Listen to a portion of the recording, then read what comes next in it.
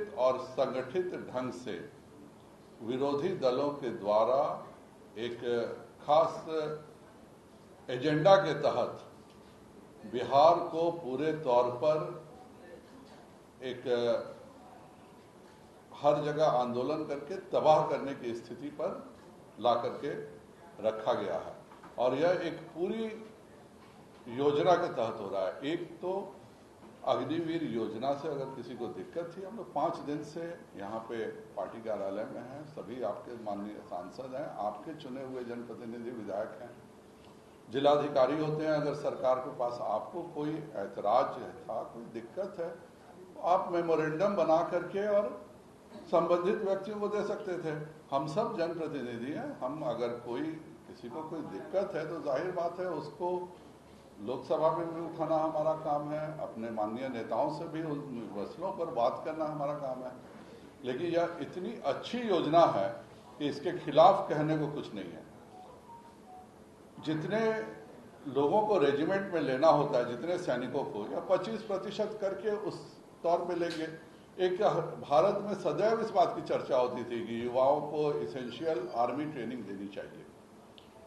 यह एक पूरी योजना थी। आप 17 से 21 साल की योजना है, 1 साल के लिए हम लोगों ने बढ़ाया है। लेकिन आप यह सोचिए, कोई 18 साल का बच्चा 22 साल की उम्र तक आते आते 48 लाख उसको 4 वर्षों में पेमेंट होता है। एक साथ 12 लाख की राशि उसको मिलती है।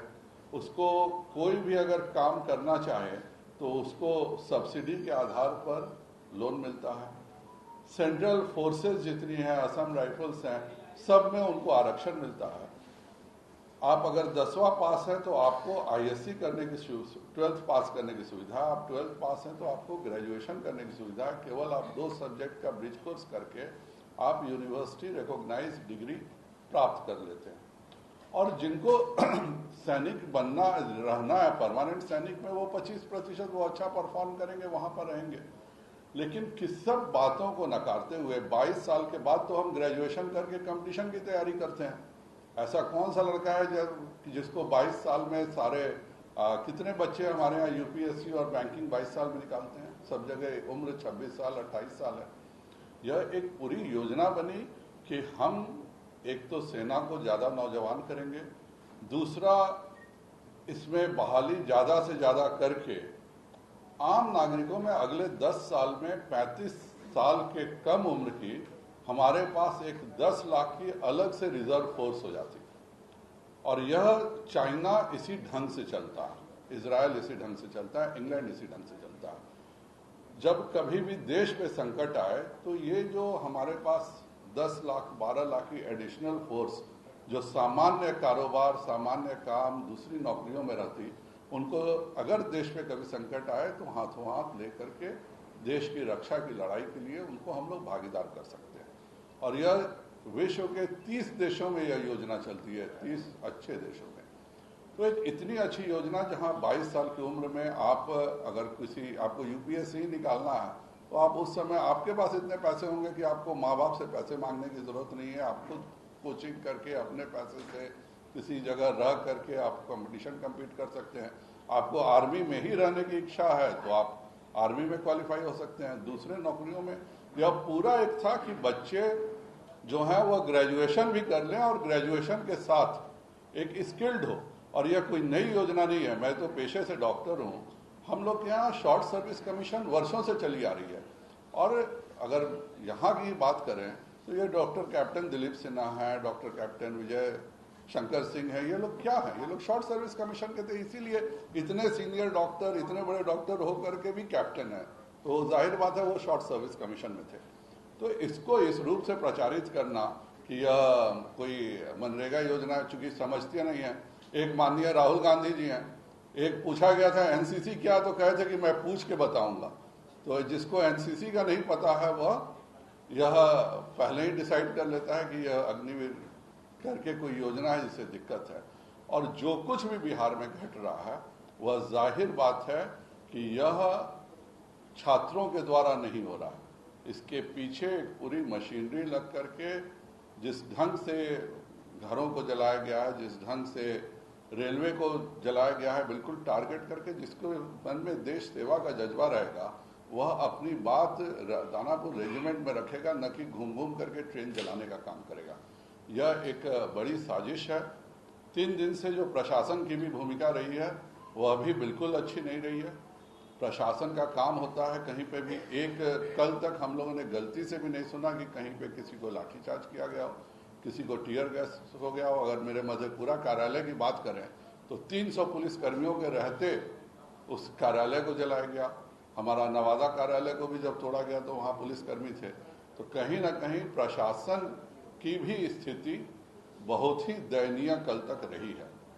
और इस तरह से प्रशासन अगर एक्टिव नहीं रहेगा, आज एक्टिव रहा है तो बहुत कुछ देखने को मिला। ये जो भी कर रहे हैं यह बिल्कुल गुंडागर्दी हो रही है। इसमें अगर किसी को नौकरी का लेकर के कोई शंका है आके हम लोग से बात करता है। 5 दिन में एक भी सांसद नहीं है जिसने मुझसे कहा हो कि उसके यहाँ कोई डेलीगेशन मिला और उसने कहा कि मेरे को ये दिक्कत है, सॉल्व कीजिए। यह एक किसान आंदोलन का भी ऐसे ही एक अच्छी योजना को इन्होंने कर दिया। आज फिर उसी तरह से ये लोग सोच रहे हैं कि इस देश में अराजकता फैला करके विरोधी दल शासन कर सकते हैं। सच्चाई सभी के सामने आज आपके सहयोगी पार्टी नेता लोग हैं इसमें करने की बात कर रहे हैं। संजय जी, आप दूसरों को कन्विंस करने की बात कर रहे हैं, आपके अपने अलायंस पार्टनर कन्विंस नहीं है, तो आप ये क्यों एक्सपेक्ट करते हैं कि दूसरे आपकी बात से लॉजिक से कन्विंस होंगे? जब आप उनको कन्विंस नहीं कर पा रहे हैं तो आप उनके घर जाके क्यों नहीं आप उनको अपनी बातों से वो आकर के बात करेंगे, जरूर कन्विंस करेंगे। किस चीज पर ऐतराज है ये तो बताएं। जिसको भी ऐतराज है वह किस चीज पर ऐतराज है आके बताए कि नहीं इस योजना में यह परिवर्तन होना चाहिए। निश्चित तौर पर हम उसकी चर्चा करेंगे और उसकी चिंता करेंगे। लेकिन आप ऐतराज नहीं बताइएगा, आप बताइए कि इसमें ये एक पहला क्लॉज गलत है, ये 5वां क्लॉज गलत है। जब जितनी बहालियां सैनिकों की होनी थी, अंतर तो ये एक ही है कि पहले आप परीक्षा देते थे, परीक्षा में अगर 1 लाख में से 10,000 पास करते थे, 10,000 रहते थे, 90,000 रोड पर रह जाते थे।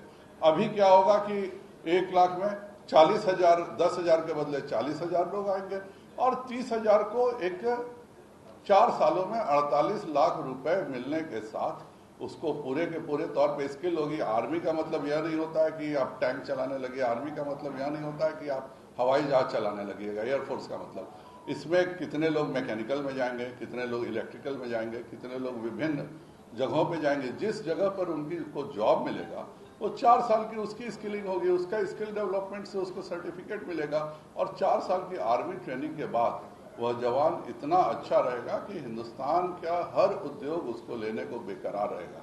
तो ये एक अच्छी योजना है। शासन से इतनी हमें जरूर उम्मीद है कि जिस तरह से टारगेट करके भाजपा को टारगेट किया जा रहा है, यह सरासर शासन की कहीं ना कहीं कमी दिख रही है और यह बहुत ही गलत बात है।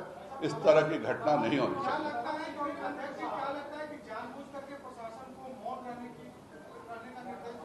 मैं आपको 3 वीडियो आप ही के टीवी चैनल्स के हैं, मैं जरूर आप लोगों को दिखाना चाहूंगा। जरा उसको ऑन करो तो 3 वीडियो आप देखिए। मुझे नहीं लगता इसके बाद मुझे कुछ कहने की होगी। आप ही में से किसी चैनल का 3 वीडियो है, तो आप एक बार देख लीजिए। आप बिहार में अध्यक्ष हैं, आप सत्ता में हैं और आपके इतने दफ्तर, इतने नेताओं पर इतने आज तक कभी हमला नहीं हुआ था, हमला हुआ और आप सरकार में भी। जाहिर बात है हिंदुस्तान में कहीं नहीं हुआ है और किसी जगह जहां बंगाल हो, झारखंड हो, जहां हमारी सरकारें नहीं है वहां भी अगर इस तरह की घटना नहीं घट रही है तो ये एक गहरी साजिश है और प्रशासन को हर हालत में इस साजिश को खोलना होगा कि क्यों ऐसे हो रहा है। 1 मिनट ये देख लीजिए क्या हुआ। बिल्कुल बिल्कुल है और हम लोगों ने बात किया। मैंने गृह सचिव से भी बात किया है, डीजीपी से भी बात किया है। मुख्यमंत्री जी के सामने हम लोगों ने रखा। उप मुख्यमंत्री वो बात करेंगे, एक संगठन के अध्यक्ष के तौर पे मैंने गृह सचिव और डीजीपी दोनों से बात किया। जरा ये दिखाइए।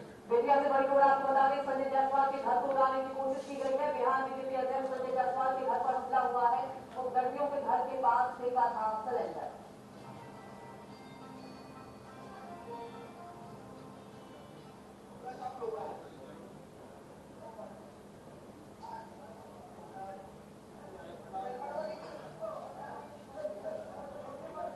आप देख सकते हैं पुलिस वाला खुद सिलेंडर बम को पीछे की तरफ फेंक के छुपा रहा, या आप ही के टीवी चैनल का।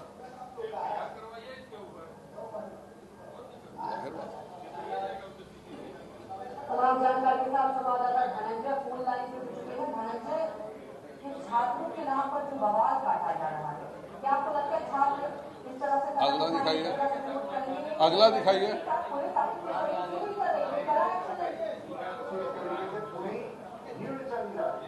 हाथ में डंडा है, जो गाड़ी में लगे उसको फोड़ते चले जा रहे हैं। ये छात्रों का प्रदर्शन है, ये छात्रों का प्रदर्शन है। इस तरीके से सेना में जाने की सोच रखने वाले छात्र प्रदर्शन करते हैं, कह रहे बीजेपी ऑफिस पर अटैक कर दो, डिप्टी सीएम पर अटैक कर दो। जरा उसका चैट दिखाइए, जरा जो आपको दिखा रहा हूं। ये तस्वीरें तो आप देख ही रहे हैं कि क्या हालात है। ये उसका घर है और घर के बाहर खड़े होकर तमाशा चल, ये आप चैट देखिए। बीजेपी सांसदों को टारगेट करो, उसके घर वालों को टारगेट। अगला चैट है, अगला चैट डालिए आप ये देखिए इसमें क्या लिखा हुआ है।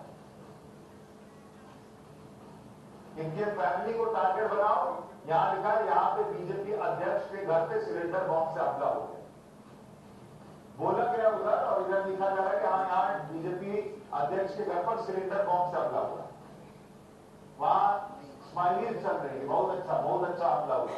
ऐसा ही करो, यहाँ पे डिप्टी सीएम के घर पे भी हमला हुआ है, उसको भी जानकारी दी जा रही। लिखा जा रहा बस जोश हाई रखो और पीछे मत हटो। लिखा जवाब में आ रहा ऑलवेज।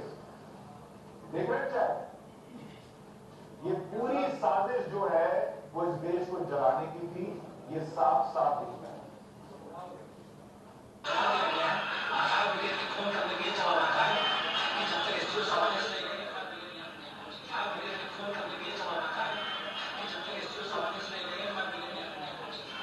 यह रेलवे का पुलिस अफसर है जो बोल रहा है कि जब फायर ब्रिगेड को फोन किया गया कि आप आके आग बुझाइए, तो वो कहता है कि एसडीओ बोलेंगे तभी फायर ब्रिगेड आएगी। तो बंद कर दीजिए, अब बाकी रहने दीजिए।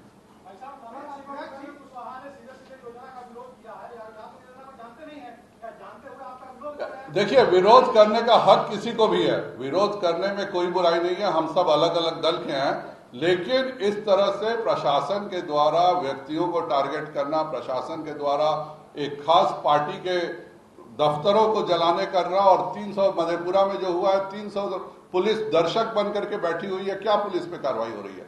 तो ये हम लोग शासन के हिस्सा हैं, और इस तरह से जो कहीं हिंदुस्तान में नहीं हो रहा वह बिहार में हो रहा है, यह बहुत गलत है। और भारतीय जनता पार्टी के अध्यक्ष के तौर पर मैं बिल्कुल इसका विरोध करता हूं, और इस तरह की घटनाएं हर हालत में अगर नहीं रोकी गई तो यह किसी के लिए भी अच्छा नहीं होगा।